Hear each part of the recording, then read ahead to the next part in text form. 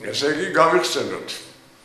უკვე ვიცით ჩვენ რომ ქართული ანბანის პირველი ასო ნიშანი, რომელსაც ან ეწოდება და ბაბილონურ მთვარის ღმერთს ნიშნავს, ასტრონომიულად დღე-ღამის დასაწყისის აღნიშნულია.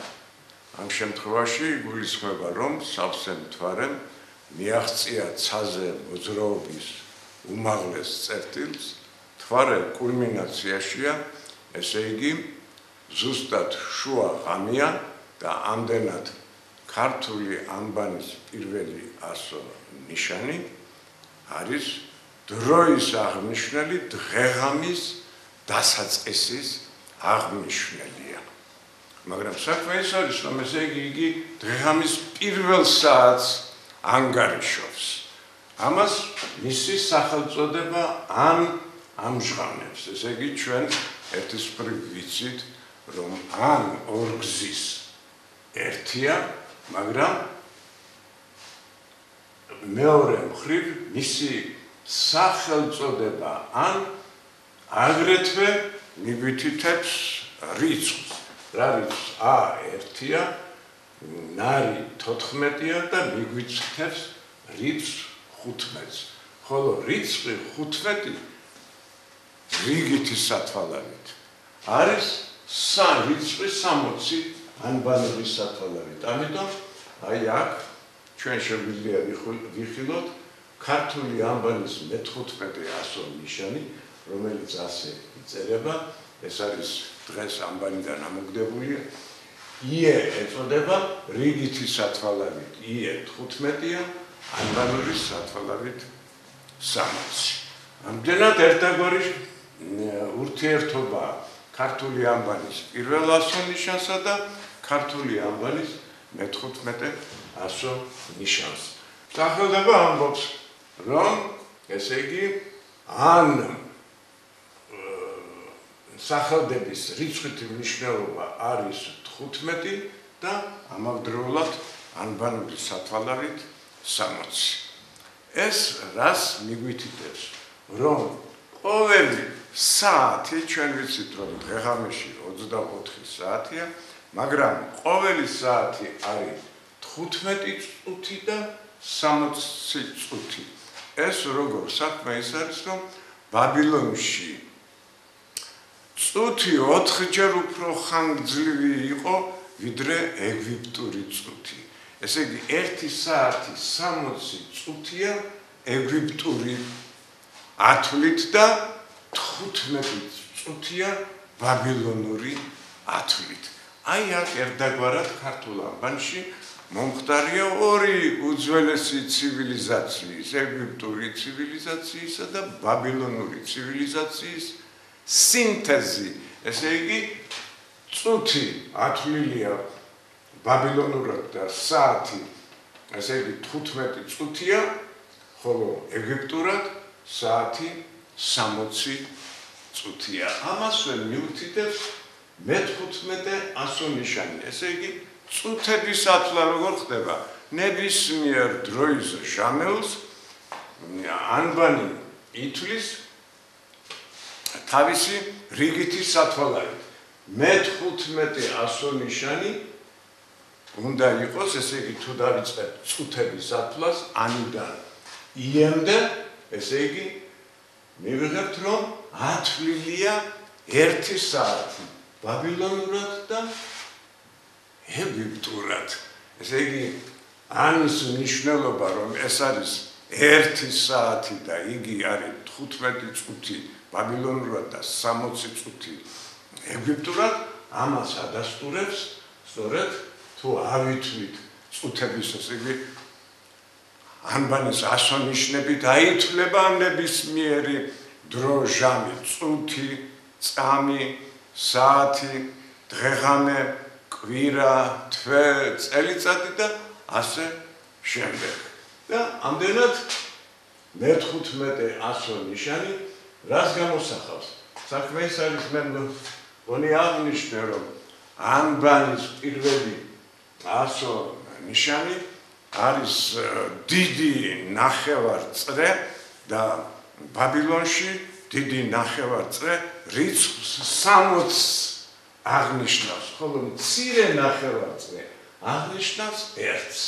ამიტომ მისი სახელწოდება ე მოკლე ის მნიშვნელობის არის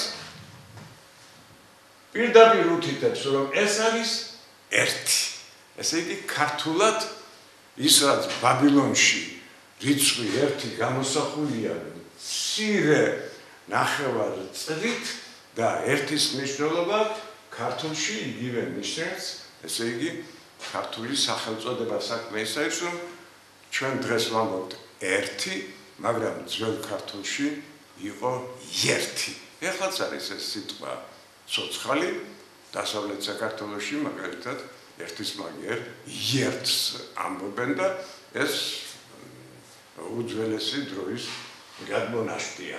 ამდენად 100 ნიშანი, მე-15 100 ნიშანი არის ზუსტად 1 საათის აღნიშნული, 1 ჟამის აღნიშნული 100 ნიშანი, 1 საათი არის ბაბილონური 15 წუთი და ეგვიპტური 60 წუთი. ახლა გადავიდეთ როგორ ხდება ამდენად დღეღამის ანგარიში. ამის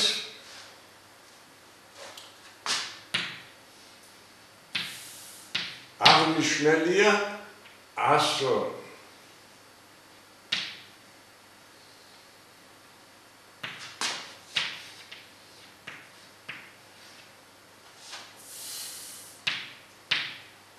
ნიშანი ქან. საქმე ის არის, რომ უძველესი დროიდანვე ქვეყნის, ანუ დედამიწის აღნიშნული იყო ჯვარი, რატო? ჩრდილოეთი, სამხრეთი, აღმოსავლეთი, დასავლეთი. ქვეყნის 4 მხარე. ესე იგი ძველად დედამიწა უფრო გვიანდელი ტერმინია, დედამიწას ეწოდებოდა ქვეყანა. მისი მნიშვნელობა არის ქანი, იმიტომ რომ ქვეყნის სიმბოლოა. ქანი და ქვეყნის 4 მხარეს აღნიშნავს და ამავე დროს საათების ათვლა იწყება ანიდან და მთავრდება ქანით და ამით აღინიშნება დღეღამის 24 საათი.